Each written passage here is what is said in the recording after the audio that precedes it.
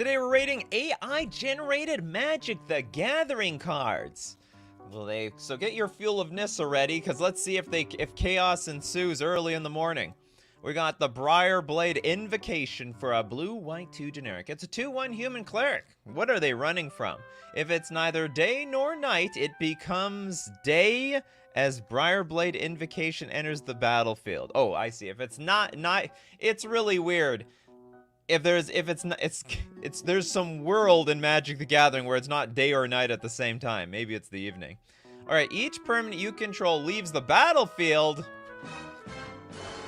What the hell is going on here? I don't want all my permanents to leave the battlefield. I want them to stay exactly where they are. How is that supposed to benefit me?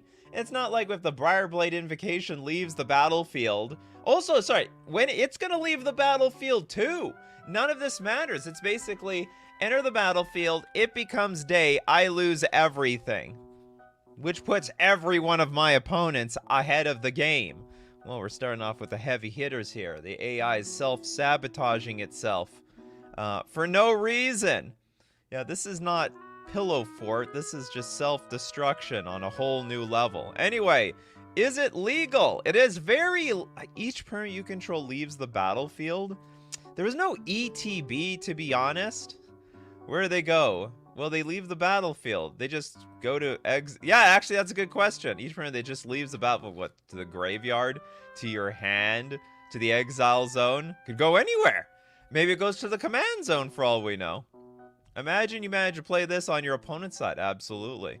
So I get, well, yeah, so you have to somehow cast this and make it enter the battlefield under your opponent's control. Anyway, instructions unclear.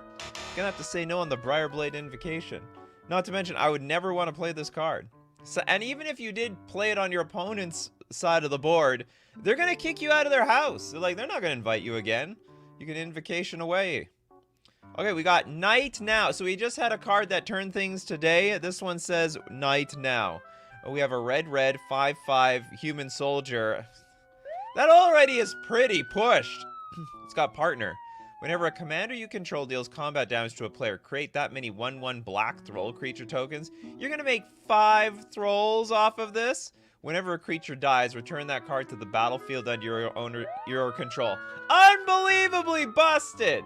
Yeah, let's just put this thing in play. Probably by turn 1, you know, land, Mox Diamond, Night Now, pass the turn. Oh, by the way, this is not even my only commander. I got a backup commander with partner on the way. We're partners in crime around here. You deal tons of damage, create tons of Thralls on defense, and to make matters worse, everything that you kill is now yours. How does this work if everyone has a Night Now out? Whenever a creature dies, return that card to the battlefield under your control. Is it like the most recent Night Now that's on the battlefield takes precedent? Mine Horizon 17 bulk rare. When we get there... Does it revive itself when it dies? Whenever a creature dies? I would think no. I don't think so. Because it's not on the battlefield anymore to trigger. Because once, like, logically, if it dies, it's not on the battlefield to, like, trigger itself. Because it's dead.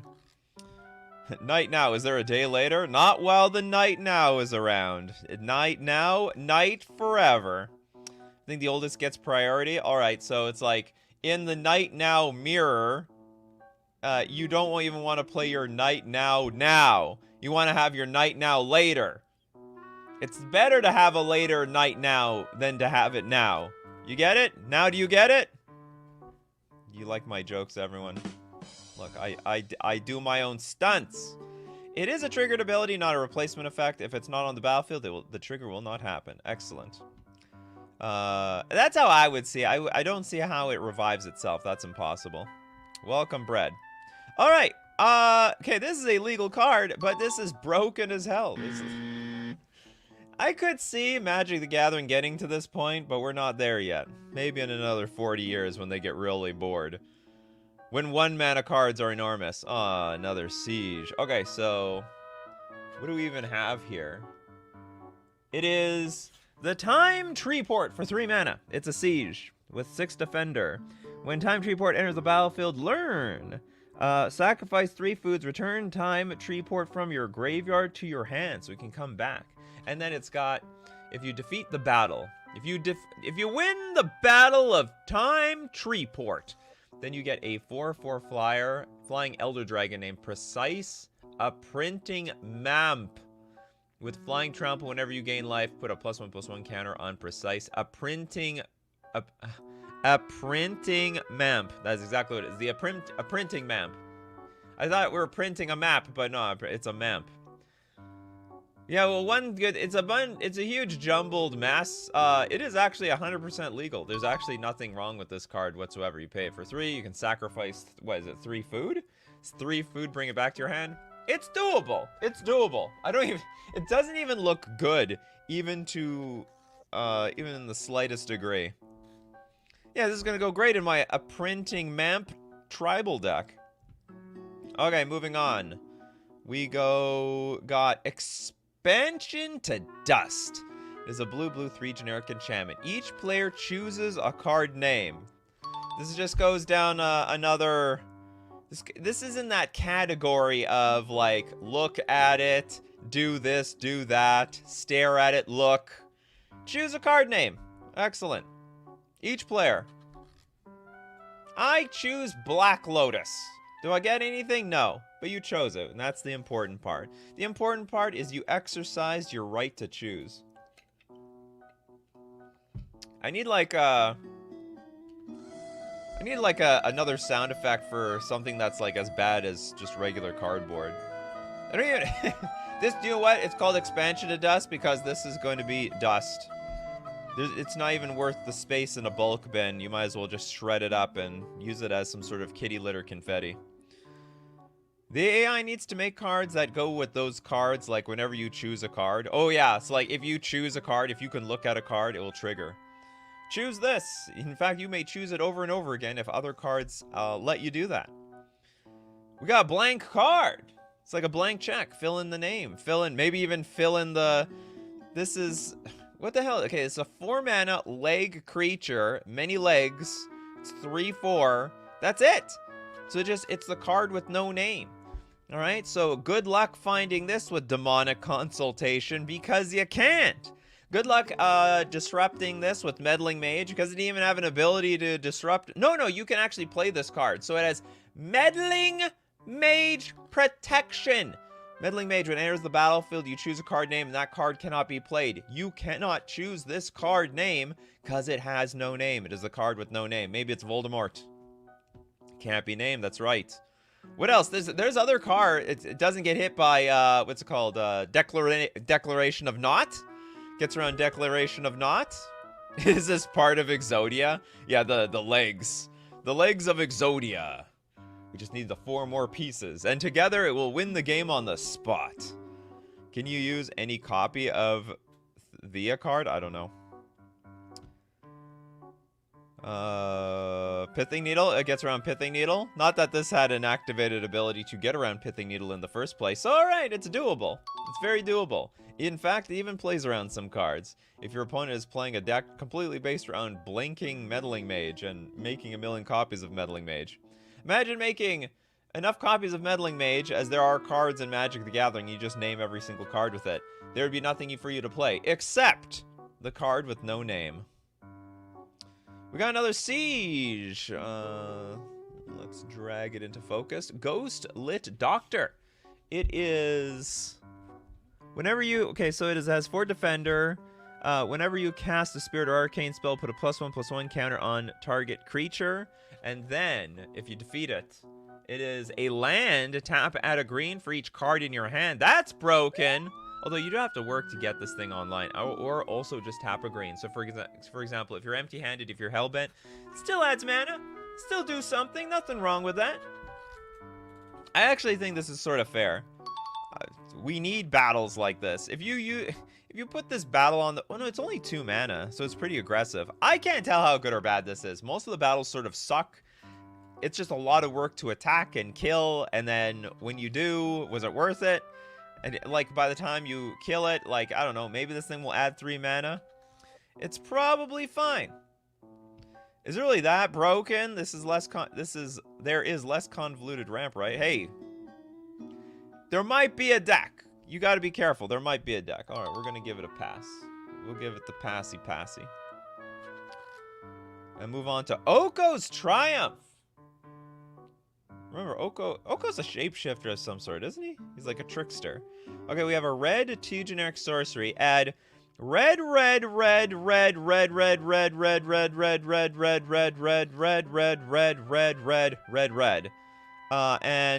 that's a lot of mana. Can I even cast an Emrakul? Oh yeah, easily. What is this? 527 mana? 510.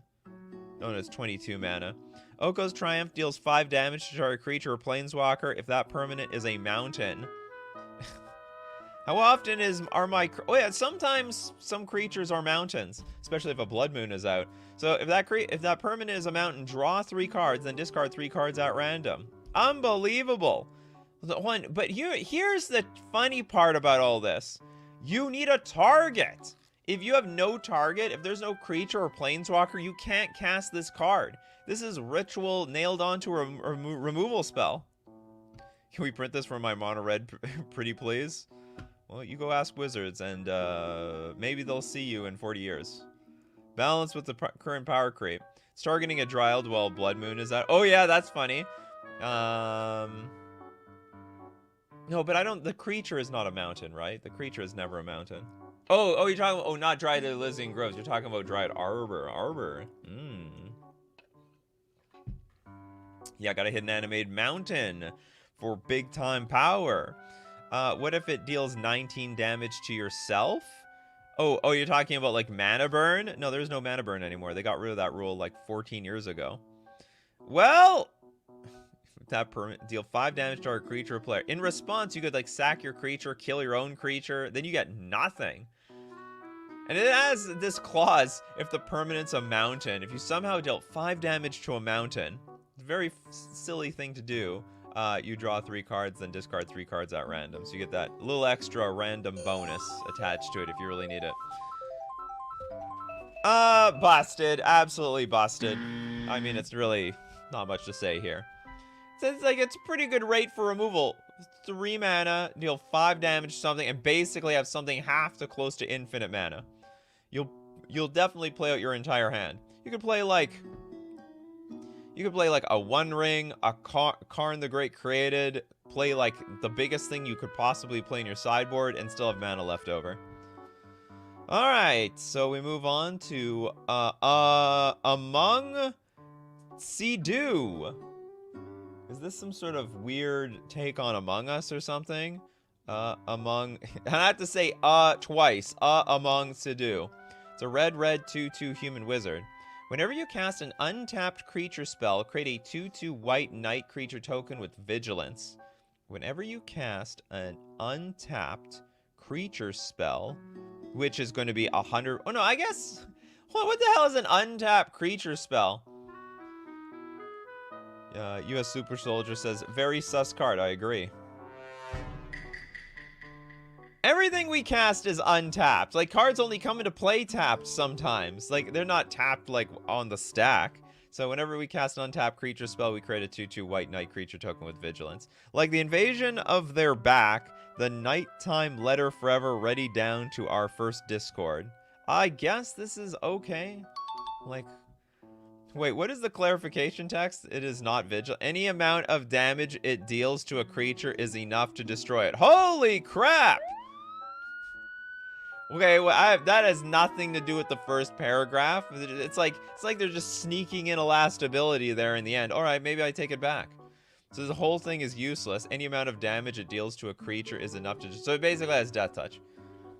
So yeah, that is not what Vigilance does. Vigilance and Death Touch combined together. Not that it's even particular... Well, actually, Vigilance and Death Touch is pretty good. Attack you. Oh, you want to attack me? Well, I'm still blocking. All right. Well, you want to come at me? Come at Among Sea-Doo. I'll seed you in the graveyard. The guy with Vigilance is an imposter. Yeah, you thought I had Vigilance. In fact, I had Death Touch. I had Death Touch all along. Anyway, okay. I guess it's just worded stupid, but it's actually a pretty okay creature.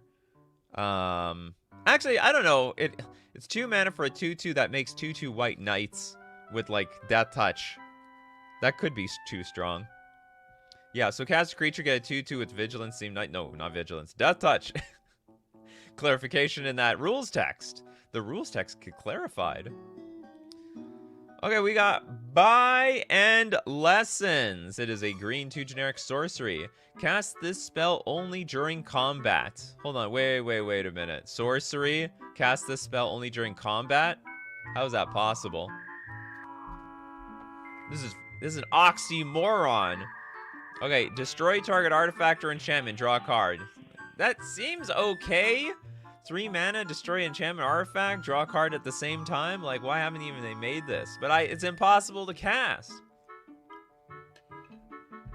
Give it flash, I know.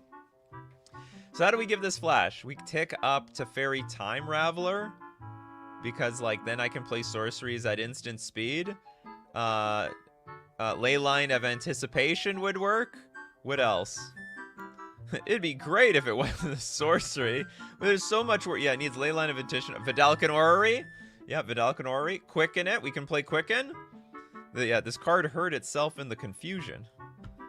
It defeated itself in confusion. It's funny because in Yu-Gi-Oh! This card contradicting its own type would work just fine. You just ignore the contradicted card type rules. Oh, what? They have a bunch of contradicted cards in Yu-Gi-Oh!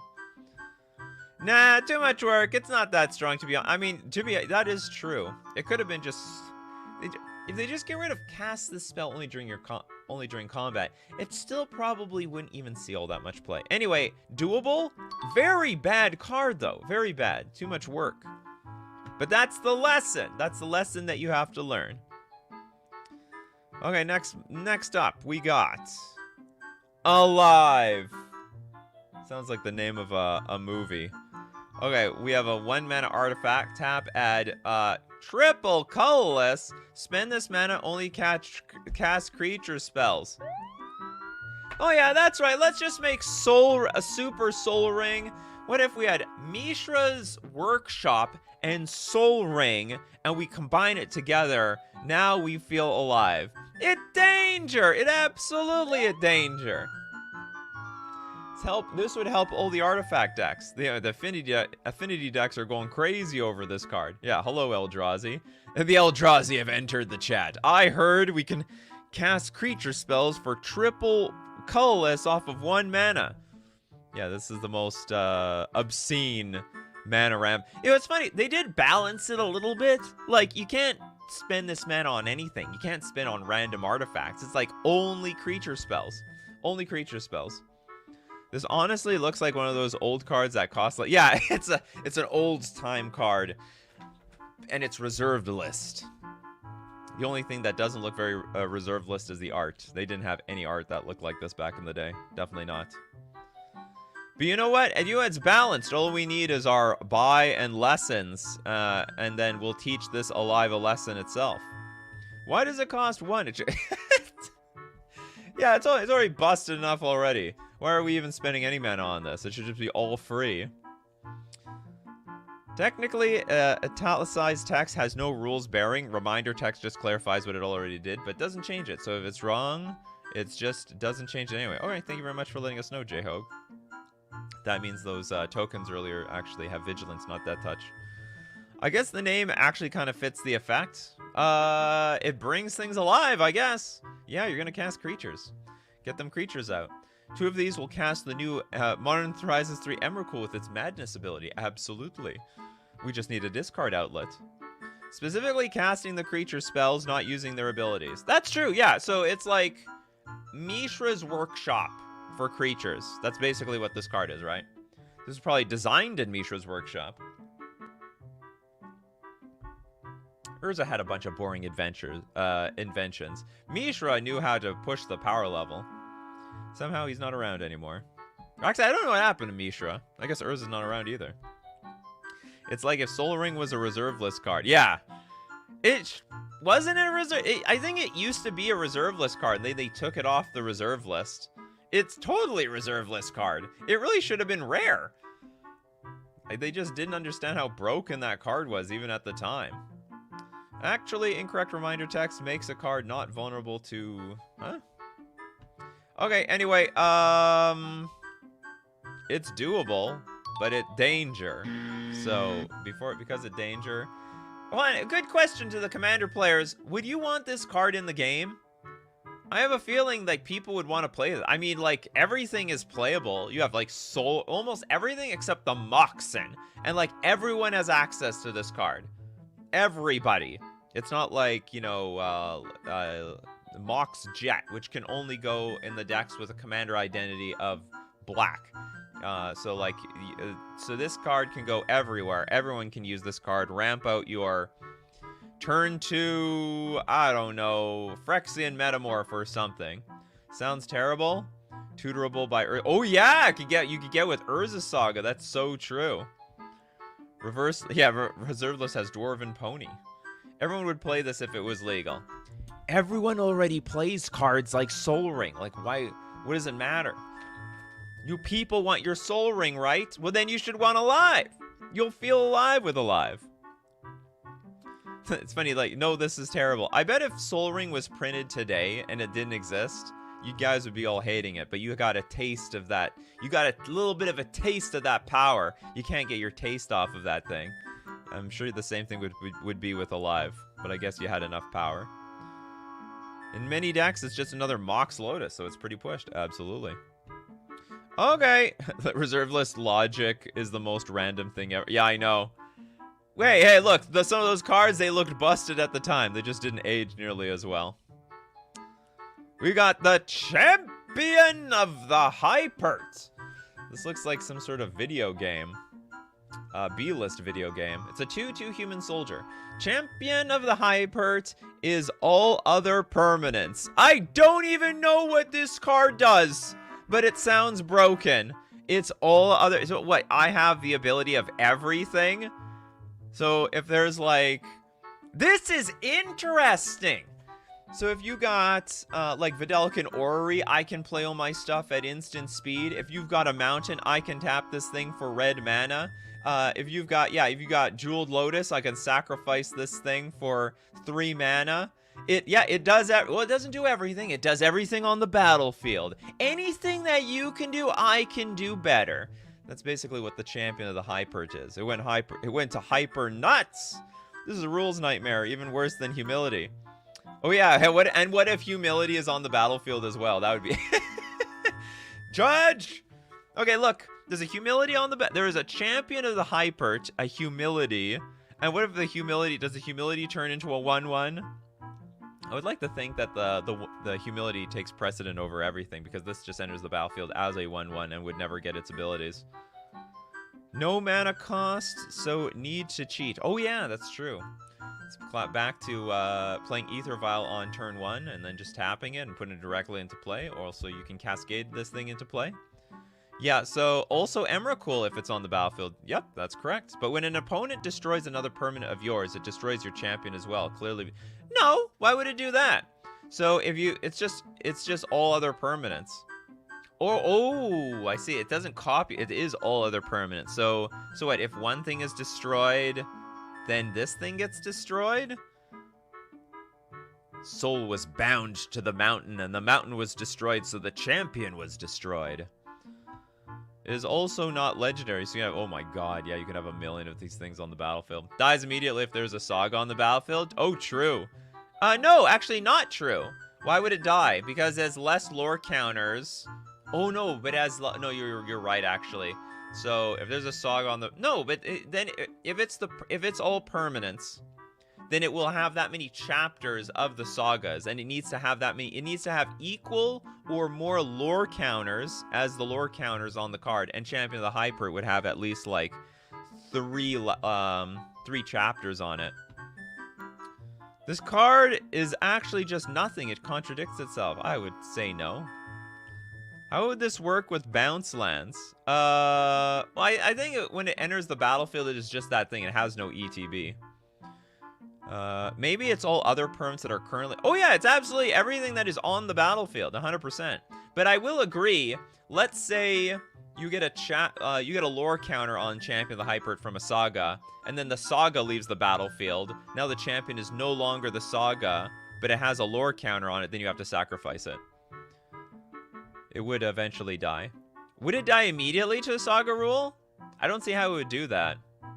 Because if it literally copies the Saga, if it's like the card, it would have that many chapters, right? But it has no lore counters on it. Dies if some permanent cancels each other out. Well, it's not technically legendary. You all misreading this card badly. It's just all type of permanence as written. Is it? It's all other Oh, is all other Oh, is that how it works? It's all other permanent. Oh, so it's like a land, artifact, creature, planeswalker. Oh, I see. You know what? You might be right. Maybe that's exactly how this actually works. No, it's not types. It doesn't say type. It's just all other permanents. What do you guys think this thing does? I've got not a damn clue. All I know is when you enter the battlefield, it's going to be a party. Because it is going to just wreck everybody. It is everything. It is everything, everywhere, all at once. All in one card. I think this card's sweet. I like it. I'm giving it a pass. I don't care if it's a rules nightmare. The Gatherer can have a whole novel written underneath it, for all I care. Oh, it has flavor text. Wait, there's more. For the dream Susake backs, but an ant in the heart. The wisdom alone? No, longer. Well, I'm not going to take any longer with this card. We're going to move on. Okay, we have Harm Fornity. Harm Fornity is a red 1 generic sorcery. Target player reveals their hand and choose a card name in the chosen player's hand. Harm Fornity deals damage to the player equal to the number of opponents you pay. Oh, God. It just didn't really make a whole lot of sense near the end. Fell apart. Chaos ensued a little bit on here.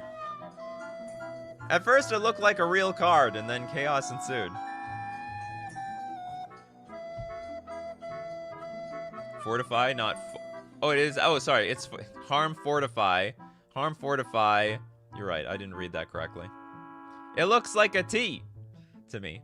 There's even money in the art. Oh, there is. I will pay you off, Gandalf. Oh my god, this guy's beard is like a blaze of flame. So we reveal the hand, choose a card name. So you choose a card name in the chosen player's hand, which does nothing. Then it will deal damage to the player equal to the number of opponents you pay. You gotta pay off. Hold on, deals damage to you. Hold on, so if I pay someone like $40, do I hit them 40 damage? That's all I have to do is bring a big wad of money with my Harm Fortify and it's over. All I'm gonna do is bring out my checkbook and yeah, this is basically like bribing the opponents to concede to you. Would you like to concede? No. Well, how about I sweeten the deal with a Harm Fortify? Allow me to write a check for 20 life. $20. That should be enough to pay you off and deal 40 damage to you. The number of opponents, not number of money, equal to the number of... Oh, shoot! That's terrible! So I can only pay off 3 players for 3 damage. Okay, this card sucks. It's not even pay to win! It's like, I need like a huge multiplayer game to kill off one person. Burn of the Gaia! It is a white-green 2 generic.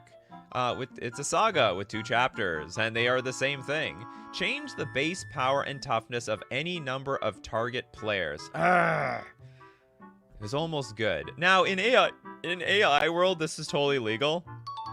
Very often, we've seen cards that turn you into a creature. So now, if several players are creatures, you can now change the base power and toughness of any number of those players.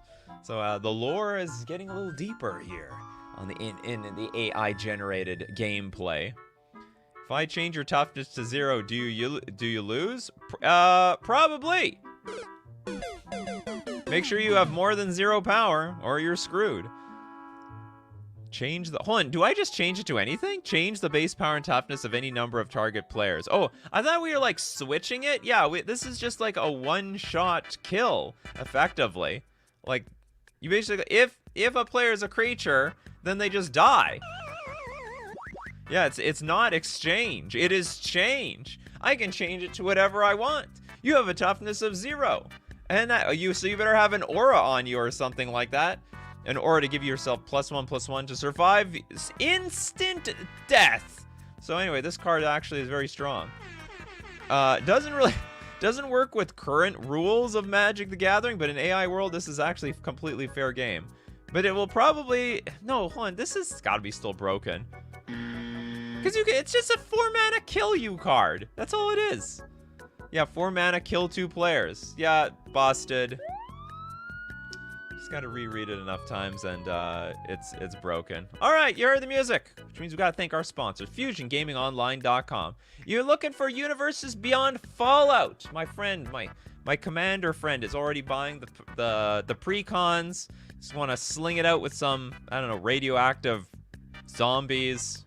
Not sure what precon he's going to go for. But Fallout, you're looking for those Fallout cards. You might want to get them from FusionGamingOnline.com. Also, Outlaws of Thunder Junction are going to be rolling out. Check out the spoilers as they come. And if you need any of those singles, go buy them at FusionGamingOnline.com. Not to mention, the deal of the week this week, save 15% off all Zendikar set singles. Any Zendikar set to your heart's content. And when you buy from Fusion Gaming, use coupon code Nikachu at checkout for an additional 5% off and also supports the channel. We're also going to thank Mana Traders, the premier place for renting Magic cards online for Magic the Gathering Online. The alternative to playing Magic to Arena. And why would you want to rent online?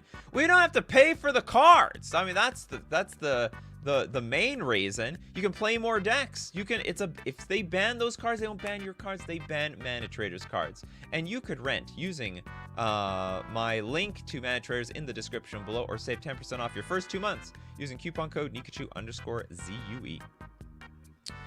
Now back to the crazy AI generated Magic the Gathering cards. That's right, don't change that dial.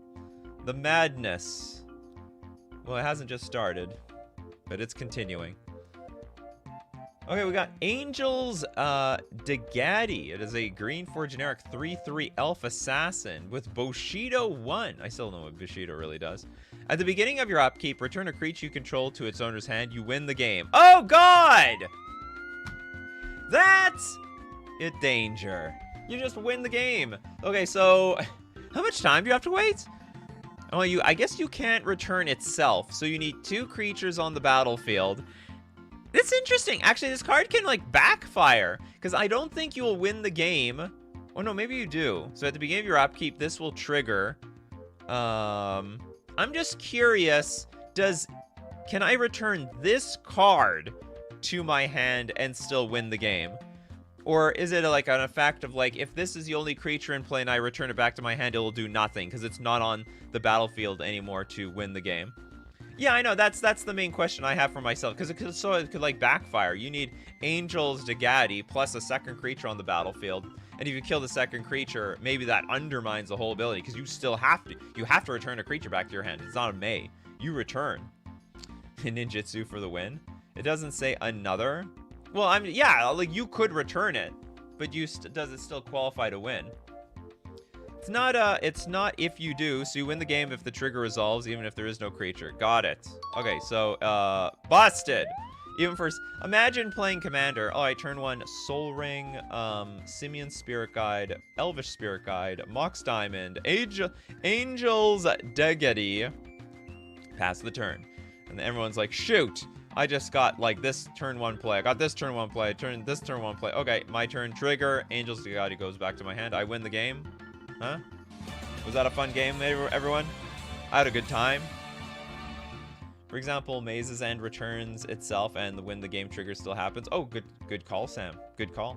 Yeah, everyone likes the win cards until they're playing against them. You win at turn 5 anyway. Well, one way or another. It doesn't have to be that quick.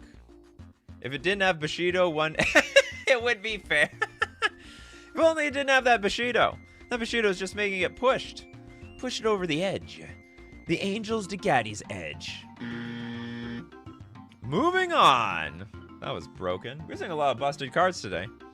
We got the Dross Again top for a black-blue. It's a 2/2 creature with... If I were to guess, it's either...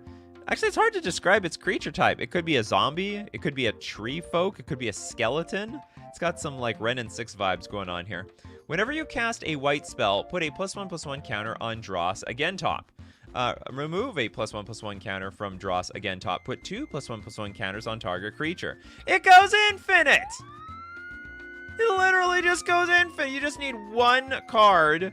Okay, it doesn't start off with any counters though, so you do have to enable it. It is not strictly a one card win condition, but it might as well be. Timmy says unlimited power. Of course. Abso says print it. That's fair. You need a white spell. You still need to put a +1/+1 counter on it. It doesn't do anything when you have your counters on it. I mean, you have an infinitely powerful creature. It doesn't have trample, doesn't have vigilance, still got to deal damage to the opponent. Can only kill one creature at once. It's actually quite balanced. Yeah, Palpatine approved. Almost looks like Palpatine over there. Zam Faux Fox, thank you so much for your super chat. Hello, it's been a while since I was here, but I'm here now. I saw the thumbnail at a zillion red men. I felt like I should join in. You better believe it. Thank you for showing up here today. And with your super chat, we'll look at one extra AI generated card at the end of the show. Makes everything strong. Hold on. Oh, that's true, actually. Yeah, I totally forgot about that. Yeah, so like it makes everything infinitely big because you can put infinite counters on itself and then displace them on other creatures. Because you remove a counter for it to put 2 +1/+1 counters on target creatures, so make it infinitely big, make your board infinitely big. What's also funny is you could put on your opponent's creatures. So if they need to attack, it's like, okay, I attack with a 1/1 token. Opponent goes no blocks, and then I will say I have a response. We're gonna make this Dross again top. It's funny, it's called again top because you keep putting more counters again on top of this thing. Make it infinitely big, make the 1/1 token infinitely big, and then one-shot everybody. Alright, this card's also busted. It's just like one counter and it just goes insane. It's gonna be great with Walking Bliss. Yeah, it will. It would, absolutely. What the most tense moment is really going to be when you remove the first counter. Alright, everyone, I'm removing the first counter. Does anyone have a response? No? Alright, well, I guess this is just gonna go infinite now. Yeah, lots of danger today. This is the most dangerous set of Magic the Gathering cards we've seen in a long time. Grilloy Taigi. What the hell that means. Okay, it's a green 3 generic Gar Oil, which I guess means fish oil. What the hell are all these bugs around here? I didn't know they had barrels in the multiverse. It's got banding, and it is a 3/4. I approve of this card. It's not a gargoyle. It is a Gar Oil. What is a gar? Is that a fish? I'm gonna look up garfish. Does that even exist? Yeah, it is a fish. It's an ancient. Hold on, let's see if I can get this for all of you. It's gonna. There is a fish.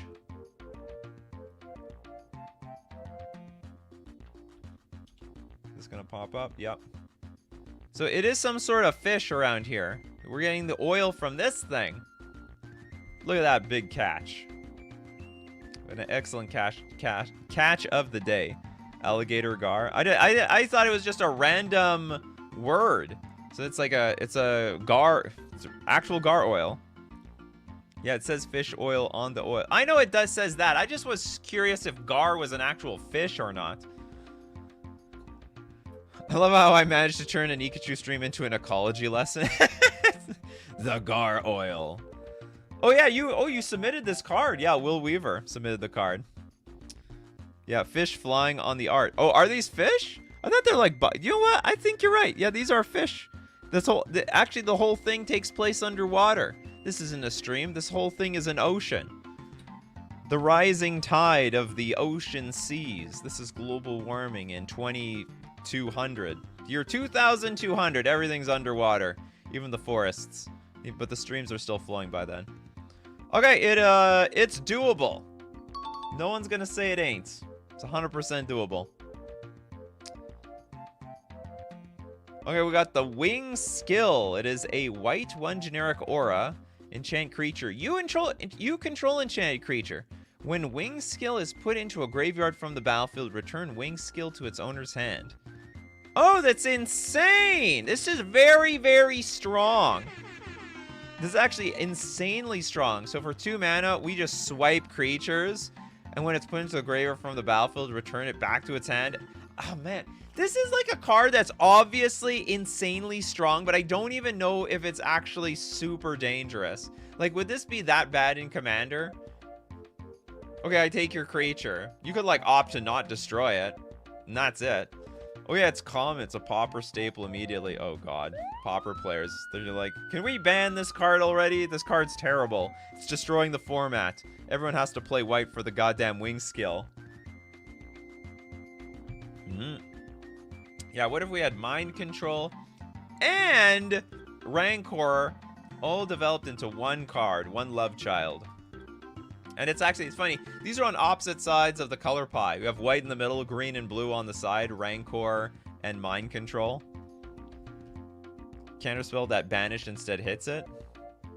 Take the commander and boom, a player might not play anymore. Oh yeah, you stole my commander. The whole point I came up with this deck. I can't even attack with the damn thing. I could totally hear someone say that.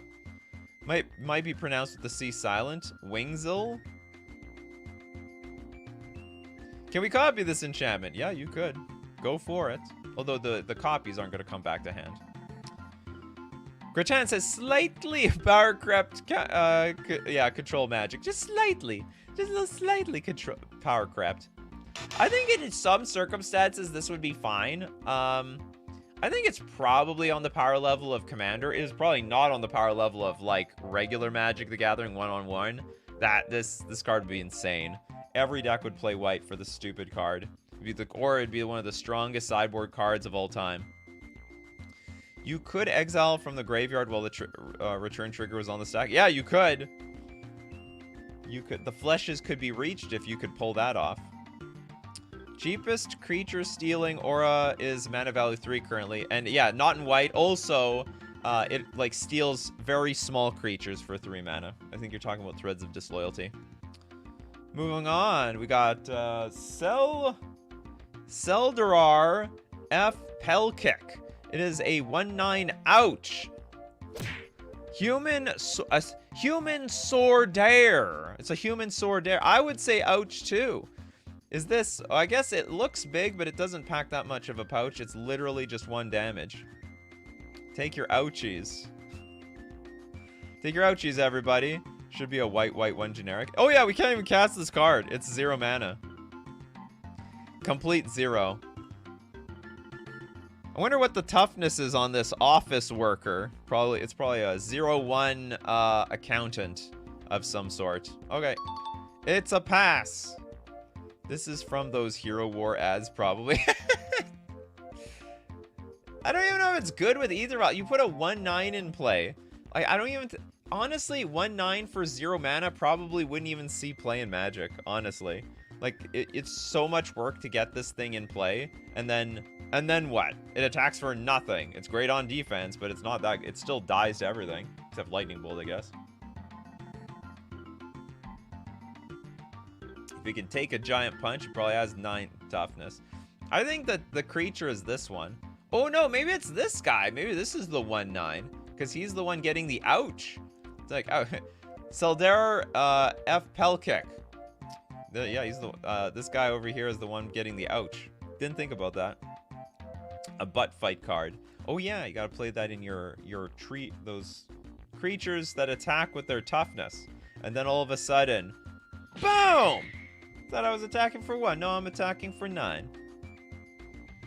Yeah, you make cards that use use a card that makes creatures deal damage based on toughness. All right, you guys are convincing me. I think this is doable.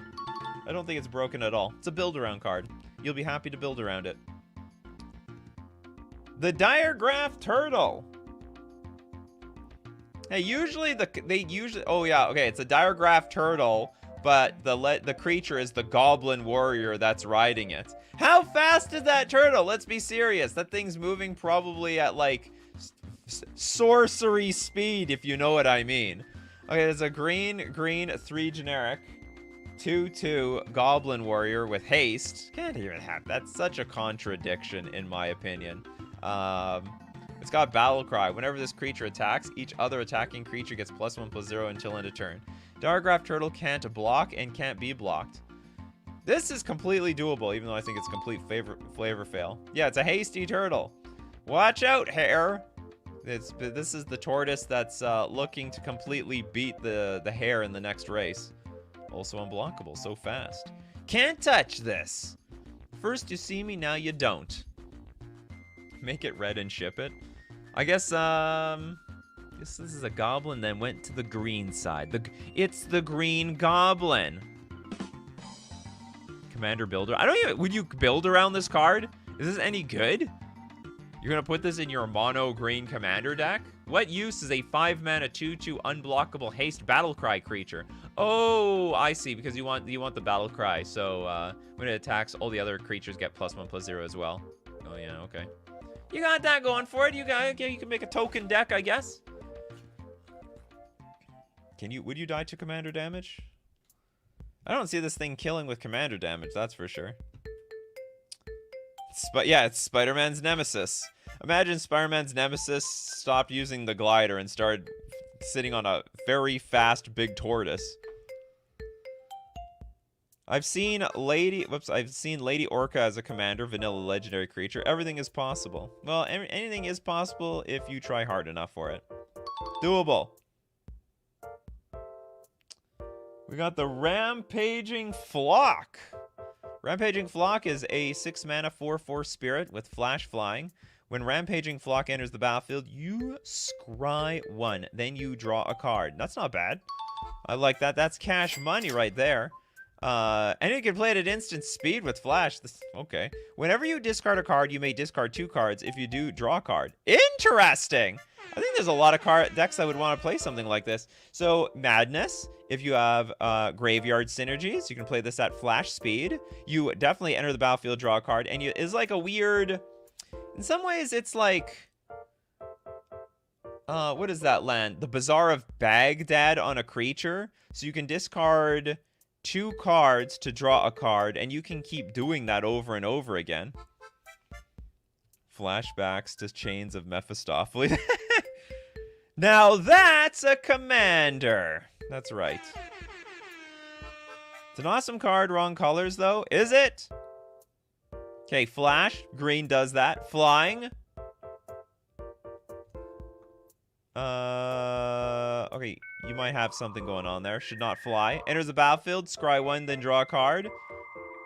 Scrying probably is also not green. And whenever you discard a card, you can discard 2 if you do draw a card. I think that's both red and green. Okay, the flying and the scrying. Probably should have a little bit of blue in there. Probably. Red has flyers and dragons. Well, that's not a lot of flyers. Very, very, very limited flyers. It's like the only thing that flies are the dragons. Is this a dragon? It's like a flying goat, really, if you look closely enough. It's a flying goat and a herd of sheep. Fly, my sheep, fly with me to victory at instant speed. Okay, cool. Oh, spirits are... Okay, yeah, it's spirit. It is a spirit. Okay, we had Zybers, our first Zybering card for today. The Rampaging Flock. Oops, where did I go? Okay, we got now... Ooh, this thing's sick! The Bladed Sorrent. It is a white, red, blue, 3 generic, 2/3 elf. That's an elf? That is a alien from another dimension that's coming to kill us all. Menace, lifelink. When Bladed Sorrent enters the battlefield, if you control 2 or more mountains, you may cast target instant or sorcery card from your graveyard without paying its mana cost. Alright, so it's like a...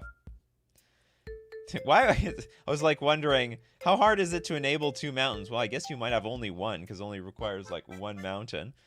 That's like the lowest bar in order to create a flashback.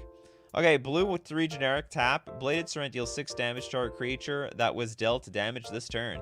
Honestly, it's not even broken. This is completely doable. Some people might even like this card. So if you like ping something for 1, you can deal an additional... So you ping it for 1, deal an additional 6 damage to it. Strong but fair. It's actually insanely fair. I mean, it's 6 mana for a Menace lifelink creature with a little bit of You may counter. I guess you can cast anything though. So you can cast. It's like, but there's cards like that. What's it called? There's that Titan. There's that blue 6-mana flash creature. ETB, just flash something back from your graveyard.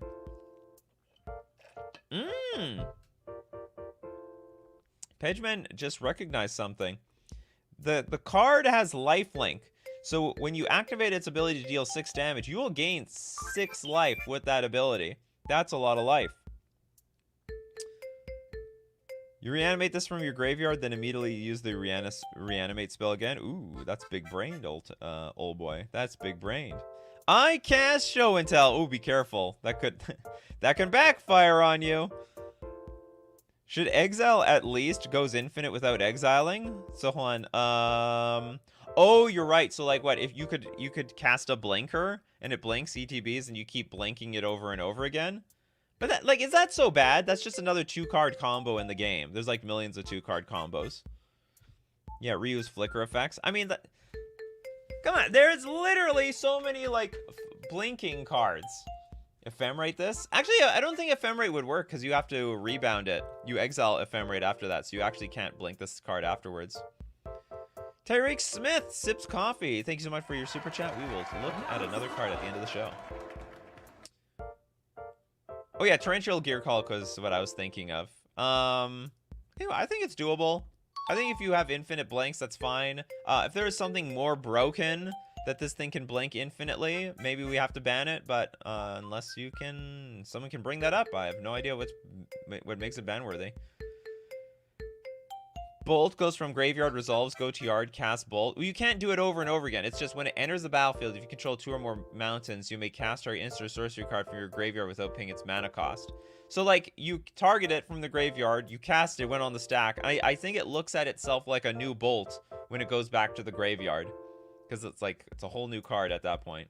I think? If that's true, if I can cast Bolt infinitely, then yes, it's danger. And we have to put an end to this abomination. Hey, it does have a million blades for a reason.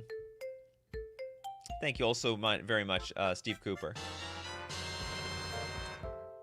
Welcome, Temperance. You made it live. All right, we'll move on. A judge can let us know how this card actually works. Kami of the Burnt. It is a black 3 generic saga. Chapter 1, exile up to 5 target cards from an opponent's graveyard. That is underwhelming as hell. Okay, then Chapter 2, destroy all non-token permanents you don't control. Okay! That went to 0 to 100 real fast. And then we have Chapter 3, Scry 2. What the hell?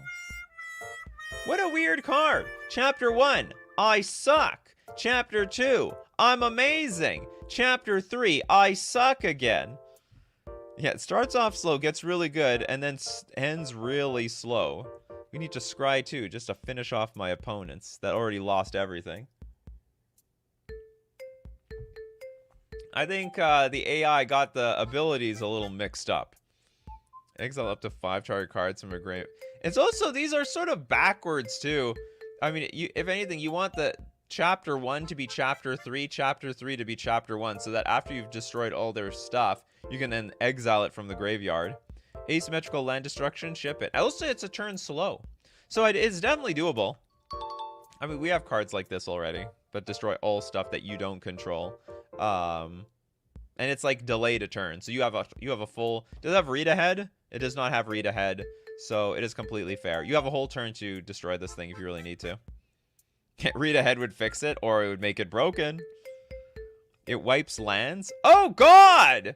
Maybe it is broken. Destroy all non-token permanents you don't control. You're right, it does blow up the lands. Yeah, destroy the lands. How do you guys feel about land destruction from Kami of the Burnt?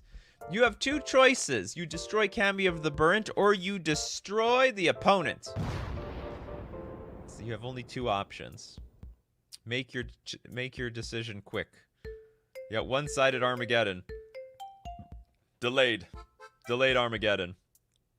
It's like it has to spend. Okay, we got Thack Sunny. It is a 1-mana 1/1 dog. Tap, prevent the next 2 damage that would be dealt to any target this turn. Is like a mother of runes of some sort. It's a healing salve of runes. You wait for prayer. Knowledge doesn't run everything. Interesting. Sounds like a quote from the Bible or something. You wait for prayer because knowledge doesn't run everything. Yeah, I guess it doesn't run faith. Hastat likes it. Likes for dog. I mean, it's doable. Don't underestimate healing salve, by the way. I've gotten blown out by healing salve a million times. It's just how it is. Healing salve. It's like, you attack, we have 4/4. They block with a 4/4. Okay, I prevent 2 damage. Well, damn it. And in this case, I would never attack because I could see the blows happen ahead of time. It's a dog cleric, yeah. Votes for Sprout. Oh, yeah, we forget what it would vote for. Definitely vote for Sprout. It's an ally. It's probably their campaign manager, the Thaxony. Pedgeman says for the alien elf, you can break it with Irenicus Vile Duplication. Makes a non-legendary token copy. I honestly don't see how it works. Okay, pass. Departed Seeker. Of course, if you seek, you have to depart. 0 mana. 1/1 Shade with Defender. 4 mana. Sacrifice Departed Seeker. You draw a card. Now, probably some deck would play this thing just because they want to have like a 0 mana 1/1. It's effectively a slightly... It's not like a fixed Memnite, but is on that level. Because there's not many Memnites out there, right? There's like literally one 0 mana 1/1. So this is a 0/1/1 that can't attack. But on the other hand, you can sacrifice it to draw a card. You just have to pay 4 mana. I don't know if it would be an affinity staple. I mean, it's possible. If you are starved on playables in a format, like maybe Pioneer or Standard, like where they brought Affinity back, this probably could see play over there. And then what's cool is later on in the game, you can just sack this thing to draw cards. Yeah, Defender has fair. It's ready to block Ragavan turn 1. You thought you, Ragavan, you were going to get through here so easily. No, you have to get through the Departed Seeker. You bring it, Ragavan. You bring it. Cheers would see play. Would it? Would it? In Cheerios, you're playing like equipment. Shade without pump ability is sad, though. Oh. This is a pathetic Shade. Yeah, they're known for their getting pumped. Pumped and dumped. All right, Departed Seeker. We have a Sheltering Lion. It is a white, green, 2 generic 6/6 Nightmare Squirrel. Doesn't even look like a squirrel. Looks more like a lion to me. Now, if Sheltering Lion can't attack or block unless you lose the game. Well, I guess I'm just not going to attack at all then. I guess in some world where you don't, someone makes a clone of this. Would that work? Or is it like, can someone steal it? I lose, then they can attack with it. But if I die, then I get control of, like, I get back everything I own. A fling candidate? I guess so. It really has no other purpose. Sorry, Sheltering Lion. You have no choice but to be fodder for something else because it doesn't make any sense. You can't even goad it. Makes the Great Henge cheaper. Just donate and good. Hold on, donate. Can't attack or block unless you lose the game. It still will never attack. It will literally do nothing. Dress down. Oh, yeah, okay. We play Dress Down in our Bant deck to finally attack with our 6/6. Honestly, it's not even good at a 6/6 for 4 mana. Like, we've got like 5/5s for 3 mana. We got like 7/6s for 3 mana. Is a 6/6 that requires me to lose the game any better? I don't think so. I think this card is stone cold crap. Okay, next up we got the Mist Ellen. Mist Ellen is a black, blue, white Chandra Planeswalker. Oh, Chandra's got a new look. And we have a +1, create a 1/1 red goblin creature token, then create 3 2/2 black zombie creature tokens. Holy crap! That's a lot. We just put 7 power on the board for 1 +1 ability. Unbelievably busted! -10. You get an M. It doesn't actually have no starting loyalty. I don't think that makes it die, though. It needs to... So you'll have a starting loyalty of 1. Okay, you get an emblem with whenever a creature deals combat damage to a player, roll a d22. Oh, yeah, that's great. What will it do? Most pathetic, useless ultimate of all time. It's exactly what I need to do. When I work so hard to get to 10 loyalty and go -10, whenever a creature deals damage, I'm just going to roll some dice for no reason. I don't think it dies instantly. I think it comes into play with no loyalty, and then it gets loyalty when you use the +1. Witchy dies a state-based action? Just for being a planeswalker with no loyalty at the beginning? The way I would... Like, because when we turn well, I guess creatures are not planeswalkers, but there are creatures that can gain planeswalker abilities. Wait, where do I find a D22? Those exist, but so do they exist? Gotta quickly look on Google. D22 dice. Is that even geometrically possible? I don't even know if that's geometrically possible. D22 decks really want this card. Yep. Mr. House Synergy.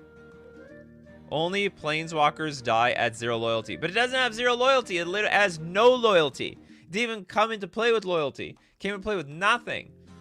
It's like a creature coming to play with 0 power and 0 toughness. It just wouldn't... I don't even know if it dies to state-based effects because it didn't even have a toughness in the first place. Yeah, we have to pull out our RNG generator. Put the number to 22. Guys, just roll a D44 and half the result. I don't even know if that exists. Will Weaver, oh, it's Coco Mix. Will Weaver and myself are official AI card judges from the neural net Discord. All right, so does it die officially? Okay, I will take your word for it. Damn it, Miss Ellen, you are stone cold useless. You were a combination of absolutely broken and absolutely useless. I guess useless it is. I love her new look, though. I like the goggles. Not so red as she used to be. I like the look. All right, let's take a look. We got Zam Fofex gave us a super chat earlier, so we'll take a look at another extra card today. We'll look at the Blazing Scarebane. It is a black 3 generic 1/1 Keith. It's like Ceath. It's a variation of competitive EDH. Okay, it's a blue 1 generic untap. Each X is savage until end of turn. Okay, you know what? I'm pulling out the Titanic music sound effect here. I'm pulling it out. It's been done. Oh, it's death with a C? That's right, it's a death. It's a Keth. The Blazing Scarebane. Each X is savage. I got nothing. Yeah, chaos ensued. It wasn't even that much chaotic. We didn't even have to go that far. Usually we get like a wall of text that says absolutely nothing. Here we got like 1 sentence. It's not even remotely comprehensible. The only thing I understand from this card is I can pay a blue 1 generic and I can untap it. And that might be worth it. So maybe we have for 2 mana, it has pseudo vigilance. As far as I'm concerned. 4 mana for this whole thing. X did give it to you. So Fireball's X value becomes savage. Oh, it will be if it's lethal. Oh, you people are talking about who said they blame Elon Musk for this? Yeah, you could look at instead of looking at Twitter, instead of looking at it X, each X is savage until end of turn. Platform has gone completely rogue. Actually, for untapped X, it's better than Vigilance. Just to untap it. You have that triggered ability. Maybe it refers to XQC, the Twitch streamer, because that guy is very savage. Oh, God. You people. All right. Well, it's unplayable as far as I'm concerned. Okay, then we got Tyreek Smith. That donated a super chat to extend the stream for another card. We got the Bowhiver Scentweets. It is a white 1 generic instant with Parlay. Each opponent reveals cards from the top of their library until they reveal an island card. Everyone reveals cards till they find an island. It's going to be very unfair for the people who are not playing islands. Put the card into your hand and the rest on the bottom of your library in any order. This is like a really weird way of finding islands. Like, okay, it's perfectly fine. It's at instant speed. So it's like exchanging a spell. Put that... Oh, are we stealing their islands? Then you take them, I guess? Each opponent reveals cards on the top of their library until they reveal an island card. Put that card into your hand. Oh! And the rest... So it's basically, if there's 4 players, I could, in fact, maybe scoop up 4 islands out of this. 4 mana, get 4 islands. Maybe it's even going to be a tropical island. Could be volcanic island. Steal their entire deck. Oh, do we put that on the bottom of my library? Put that card into your hand and the rest on the bottom of your library. Oh, no! Oh, my goodness! The moment you realize you steal your opponent's deck and shuffle it into your library. If your opponent isn't running blue, you steal their entire Oh, that's true! You take... And then they're just gonna lose the game immediately. Alright, pass the turn to you. You have nothing left. Oh, this card looks so innocent. But actually, it is so broken! Discarded danger all of a sudden. Yeah, the non-blue win condition. Oh, you're looking at your opponents. One person's on mono red, one person's on mono white, the other person's on mono black. Oh yeah. Oh yes. This game's in the bag. Welcome, Vincent. Yeah, my library now. My library and my islands. And I get my own island from my own deck. That's how it works around here. Yeah, this card's busted. Very, very, very busted. This was fun. I didn't think this card was even doing very much. I thought it's like 2 mana, just get an island. Then all of a sudden, oh, wait a minute. I get everybody's island. This is like a 4 for 1, potentially. And then we realize, oh, I take your entire library. If you have no islands. It's like the deeper you look, the more dangerous it gets. It's getting to code red.